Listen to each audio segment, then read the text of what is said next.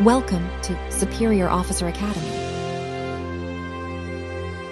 The death toll is rising from Indian military strikes on Pakistan,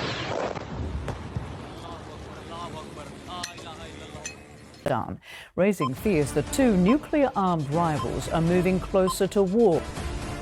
Pakistan और India, दो नीबर्स मगर rivals, दो nuclear powers जिनका एक लंबा पेनफुल इतिहास रहा है। अब 2025 में एक बार फिर दोनों मुल्कों के दरमियान टेंशन्स अपनी इंतहा को छू रही हैं। मैं हूं तहरीन और आज की ये वीडियो कोई आम एनालिसिस नहीं है। ये है एक सीरियस, ऑनेस्ट और powerful breakdown of the ongoing war crisis between Pakistan and India. What led us here? किस चीज़ ने इस डेंजरस सिचुएशन को ट्रिगर किया? Is this just an other border clash? या हम सच में एक फुल ब्लोन वॉर की तरफ जा रहे हैं? कश्मीर के डिस्प्यूटेड स्टेटस से लेकर cross border firings, air space violations और डिप्लोमेटिक फेलियर्स तक हर लेयर को हम इस वीडियो में ओपन करेंगे। बट मोस्ट इम्पॉर्टेंटली हम बात करेंगे रियल ग्राउंड सिचुएशन की, वो चीज़ें जो मेन स्ट्रीम मीडिया सिर्फ सरफेस लेवल पे दिखाता है। ये सिर्फ एक वीडियो नहीं, ये एक आवाज़ है उन लोगों के लिए जो कंफ्यूज्ड हैं, स्केयर्ड हैं और जानना चाहते हैं कि असली कहानी क्या है। So stay with me till the end, समझने के लिए नहीं बल्कि समझाने के लिए, बिकॉज़ अगर हम खुद नहीं समझेंगे तो दुनिया हमारे लिए नैरेटिव्स लिखती रहेगी। और अब चलते हैं टाइमलाइन की तरफ। Where did it all begin? तो कहानी शुरू होती है कुछ महीने पहले जब क्रॉस बॉर्डर टेंशन्स ने एक बार फिर सर उठाया, लेकिन इस बार बात सिर्फ फायरिंग तक नहीं रुकी। Let's rewind to January 2025 when initial reports surfaced कि लाइन ऑफ कंट्रोल पे इंटेंस शेलिंग हो रही है, सिविलियन कैजुअलिटीज़ हुई हैं और पाकिस्तान ने इंडिया पे ब्लेम लगाया for violating seize fire agreements. इसके बाद फेब के सेकेंड वीक में एक अनएक्सपेक्टेड एस्केलेशन हुआ।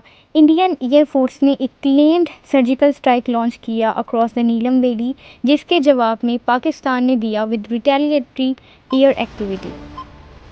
और यहीं से कॉन्फ्लिक्ट ने सीरियस टर्न लेना शुरू किया। बोथ साइड्स ने अपने फाइटर जेट्स को एक्टिव ड्यूटी पे लगा दिया। कोस्टल एरियाज़ में नेवल मॉनिटरिंग इंक्रीज़ हो गई और बॉर्डर्स पे हैवी ट्रूप डिप्लॉयमेंट स्टार्ट हो गई। एक और टर्निंग पॉइंट आया जब इंडिया ने ये क्लेम किया कि पाकिस्तान बेस्ड मिलिटेंट्स ने जम्मू के एक आर्मी बेस पे मेजर अटैक किया, जिसमें मल्टीपल सोल्जर्स शहीद हुए।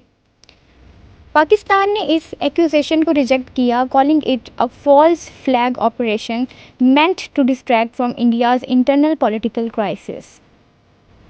ये सब कुछ हो रहा था जब इंडिया में डोमेस्टिक पॉलिटिकल प्रेशर हाई था, इलेक्शंस नज़दीक थे और रूलिंग पार्टी अपने नैरेटिव को एग्रेसिव नेशनल सिक्योरिटी लाइन पे शिफ्ट कर रही थी।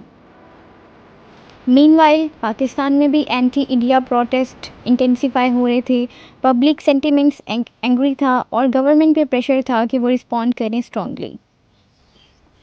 मार्च के मिड में पाकिस्तान ने ऑफिशियली अनाउंस किया कि अगर इंडिया ने कोई फर्दर एग्रेशन किया तो वो अप्रोप्रिएट रिस्पॉन्स देंगे, इंक्लूडिंग स्ट्रेटेजिक डिफेंस ऑप्शंस। तभी एक और ब्रेकिंग मोमेंट आया जब एक इंडियन ड्रोन ने पाकिस्तानी एयर स्पेस वायलेट किया और पाकिस्तान ने उसे शूट डाउन कर दिया नियर सियालकोट। और उसी दिन बोथ साइड्स ने एम्बेसीज को अलर्ट कर दिया, air defence system active mode में चले गए, ग्राउंड ट्रूप्स फॉरवर्ड पोस्ट पे पहुंच गए, एक अनडिक्लेयर्ड वार का आगाज़ हो चुका था। तो अगर आप पूछें कि ये वॉर क्यों हो रही है तो जवाब सिंपल नहीं है। This conflict is not about one incident, ये है डेकेड्स की buildup, trust deficit, unresolved Kashmir issue, water disputes and political ego का डेंजरस कॉम्बिनेशन। कश्मीर का अनरिजॉल्व स्टेटस, आर्टिकल 370 का रोल बैक, माइनॉरिटीज़ के इश्यूज़ एंड रीजनल इंटरफेरेंस ने सिचुएशन को already toxic बना दिया था। और जब दो nuclear arm powers emotional, rhetoric और मिस इन्फॉर्मेशन के बीच में फास्ट डिसीजंस लेना शुरू कर दें तो कॉन्फ्लिक्ट इनेविटेबल हो जाता है। ये सिर्फ एक बॉर्डर इशू नहीं है, ये दोनों मुल्कों के लोगों की ज़िंदगियों का मसला है। हर गोली, हर बॉम्ब सिर्फ एक सोल्जर को नहीं बल्कि एक माँ, एक बच्ची, एक शहर को अफेक्ट करता है। तो अब बात करते हैं what's actually happening on ground. ये कोई रूटीन बॉर्डर स्कर्मिश नहीं है, ये कोई एक सीरियस मिलिट्री फेस ऑफ जहां दोनों तरफ के सोल्जर्स फ्रंट लाइन पे डिप्लॉयड हैं, fully armed, alert and on edge. Pakistan ने अपनी वेस्टर्न एंड ईस्टर्न बॉर्डर्स पे हाई अलर्ट डिक्लेयर कर दिया है। जीएचक्यू ने इमरजेंसी मीटिंग्स कॉल की हैं और प्राइम मिनिस्टर्स ने नेशनल सिक्योरिटी काउंसिल को एक्टिवेट कर दिया है। रिपोर्ट्स ये भी कह रही हैं कि पाकिस्तान एयरफोर्स के मल्टीपल स्क्वाड्रॉन्स को फॉरवर्ड बेसिस पे शिफ्ट किया गया है। पीएएफ ने एरियल सर्वेलेंस डबल कर दिया, specially Sialkot, Rajouri and Neelam valley sectors में। At the same time India ने भी अपने major border states Punjab, Rajasthan और जम्मू रीजन्स में मैसिव ट्रूप्स बिल्डअप स्टार्ट कर दिया है। एयरफोर्स ने मिराज और राफेल जेट्स को नॉर्दर्न कमांड के अंडर डिप्लॉय किया। Heavy artillery, drone fleets and missile defence systems activate कर दिए गए हैं और दोनों साइड्स ने एयर स्पेस रिस्ट्रिक्शंस भी लगा दी हैं। To put it simply, this is war footing. अब पॉलिटिकल फ्रंट की बात करें, पाकिस्तान में इमरजेंसी लेवल कोऑर्डिनेशन चल रही है। पीएम, सीओएज और फॉरेन मिनिस्ट्री तीनों एक पेज पे हैं। एक क्लियर मैसेज दिया गया है, अग्रेशन का जवाब मिलेगा लेकिन जिम्मेदारी के साथ। इंडिया में हॉकिश स्टेटमेंट्स ज़्यादा डोमिनेट कर रही हैं। अपोजिशन और रूलिंग पार्टी दोनों मिलिट्री एक्शन को सपोर्ट कर रही हैं, claiming Pakistan is sponsoring terrorism once again. Indian media का रोल भी इस पर एक्सट्रीमली पोलराइज्ड है। एंकर्स ओपनली वॉर को प्रमोट कर रहे हैं, हैशटैग्स ट्रेंड हो रहे हैं like strike back, hash Pakistan पे। लेकिन डिप्लोमेसी का क्या? यूनाइटेड नेशंस ने urgent call for de escalation दिया है। सिक्योरिटी काउंसिल का इमरजेंसी सेशन हुआ जहां चाइना ने पाकिस्तान की सोवरेंटी सपोर्ट की जबकि यूएस ने दोनों साइड्स को रिस्ट्रेंट की अपील की। ओआईसी ने भी स्ट्रांगली कंडेम किया है इंडियन वायलेशंस को और मुस्लिम वर्ल्ड में प्रोटेस्ट हो रही हैं in support of Pakistan. However, global power cautious हैं। Nobody wants a South Asian war, specially जब दो न्यूक्लियर पावर्स इन्वॉल्व हों। और अगर ग्राउंड रियलिटीज़ की बात करें तो सबसे ज़्यादा प्राइस आम लोग दे रहे हैं। कश्मीर के दोनों साइड्स पे लोग बंकर्स में छुप रहे हैं, स्कूल बंद हैं, हॉस्पिटल्स ओवरवेल्म्ड हैं और पावर और कम्युनिकेशन दोनों कट हो चुके हैं। बॉर्डर विलेजेस इवैक्यूएट करवाए जा रहे हैं। पाकिस्तान में सियालकोट, नारोवाल और आज़ाद कश्मीर के मल्टीपल सेक्टर्स में लोग अपने घर छोड़कर सेफ जोन्स में शिफ्ट हो रहे हैं। Just imagine walking up to the sound of jets. Imagine अपने स्कूल बैग की जगह अपना आईडी कार्ड पकड़ के भागना। इमेजिन एक माँ का बेटा सोल्जर बनकर फ्रंट पे गया है लेकिन कब वापस आएगा कोई नहीं जानता। This is not just strategy, this is suffering. और अब सवाल ये है, will this war escalate further या अभी भी वक्त है स्टेप बैक करें? क्या वर्ल्ड पावर्स इंटरवीन करेंगी? क्या पीस टॉक्स का डोर अब भी खुला है?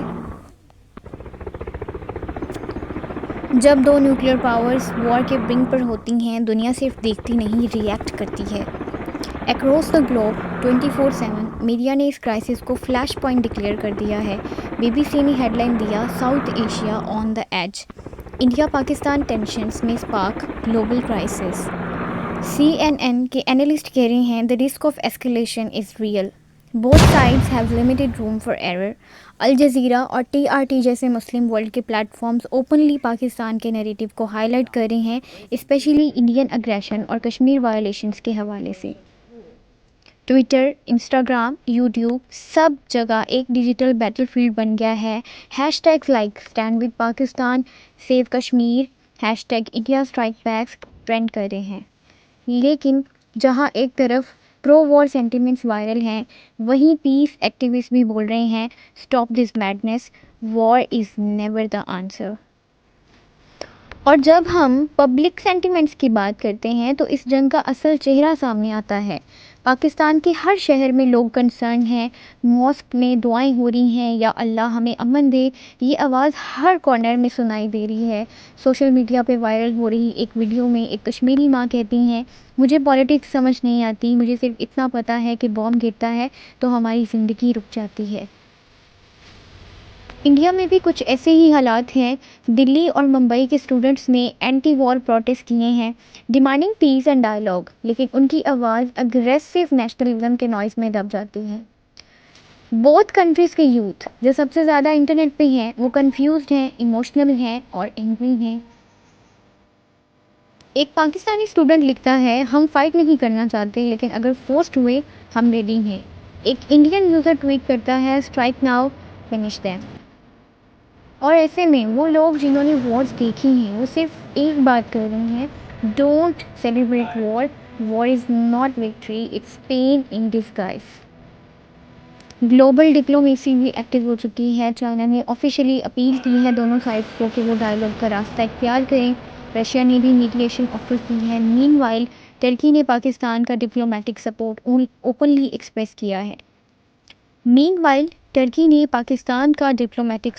ओपनली एक्सप्रेस किया है।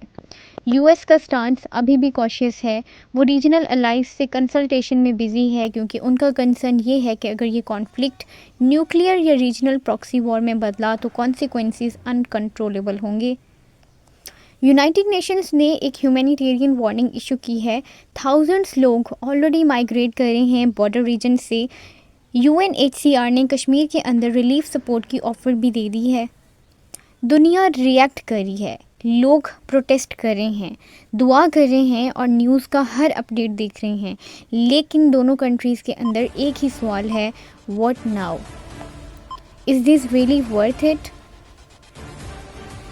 अब सवाल ये है, व्हाट कम्स नेक्स्ट? क्या ये फुल स्केल वॉर बनेगा या एक डिप्लोमेटिक ब्रेक थ्रू सिचुएशन को रिवर्स करेगा? 3 मेजर सिनेरियोज एक्सपर्ट्स प्रिडिक्ट कर रहे हैं। सिनेरियो इज़, अगर दोनों कंट्रीज़ रिटेलिएशन से पीछे नहीं हटे तो ये कॉन्फ्लिक्ट एस्केलेट कर सकता है into full scale war. Analyst का कहना है कि न्यूक्लियर थ्रेट रिमेन्स लो, लेकिन मिस कैलकुलेशन का रिस्क डेंजरस है। इस स्टेज पर हर घंटे का मतलब हो सकता है डेथ और डिप्लोमेसी। दूसरा सिनेरियो ये है कि लिमिटेड वॉर हो, सिर्फ कश्मीर या एलओसी तक कन्फाइंड, जैसे 1999 की कारगिल वॉर या 2019 का Balakot strike, restricted but symbolic. लेकिन इस बार डिजिटल वॉर, एआई सर्वेलेंस और ड्रोन वॉरफेयर ने गेम चेंज कर दी है। इस सिनेरियो में सीज़ फायर की उम्मीद भी हो सकती है, लेकिन ब्लड शेड गारंटेड होगा। तीसरा और सबसे positive scenario, diplomacy wins. Back channel talks via Turkey, China or Gulf states के ज़रिए एक टेम्परेरी डी एस्केलेशन ले सकती हैं। अगर यूएन या ओआईसी ने अर्जेंट मीडिएशन की तो शायद पीस का एक नया चैप्टर लिखा जा सकता है। एक यूएस एनालिस्ट का कहना है, south Asia can not afford a war right now. Economic collapse is more dangerous than any missile. A retired Pakistani general said, dialogue is tough, but war is tougher. Don't test the cost of pride. मुझे आपसे सिर्फ एक बात कहनी है, as a youth, as a Pakistani, as a human, हमें हर वक्त तैयार रहना चाहिए। लेकिन तैयारी का मतलब ये नहीं कि हम जंग के लिए तड़पें। रियल पावर ये है कि आप पीस चाहते हुए भी डिफेंड कर सकें। रियल विक्ट्री ये है कि आप इंसानियत को हमेशा फर्स्ट नंबर पे रखें। रियल विक्ट्री ये है कि आप इंसानियत को हमेशा पहले रखें। वॉर के फ्लेम्स में हर बार आवाम जलती है, सोल्जर्स मरते हैं, माएँ रोती हैं और हिस्ट्री रिपीट होती है। So let's raise our voice, not just for our country but for peace, justice and dignity. So क्या 2025 में हम पीस चूज़ करेंगे या ego? Time will tell, but we must choose wisely. आखिरी बात यह है कि जंग सिर्फ बाउंड्रीज़ पर नहीं लड़ी जाती, दिलों में भी होती है। अगर हम दिल से अमन चाहें तो कोई ताकत हमें लड़ाई में धकेल नहीं सकती। हर फौज को एक दिन वापस लौटना होता है, लेकिन हर माँ का बेटा वापस आए ये ज़रूरी नहीं। So before we ask for war, let's ask ourselves, किस चीज़ के लिए? बॉर्डर्स के लिए या ईगो के लिए? पाकिस्तान अमन चाहता है लेकिन इज़्ज़त के साथ। Peace is not weakness, it's courage. I am Tahreem और मैं सिर्फ पाकिस्तान की नहीं इंसानियत की तरफ हूँ। अल्लाह हम सब को हक और अमन की तरफ ले आए, आमीन।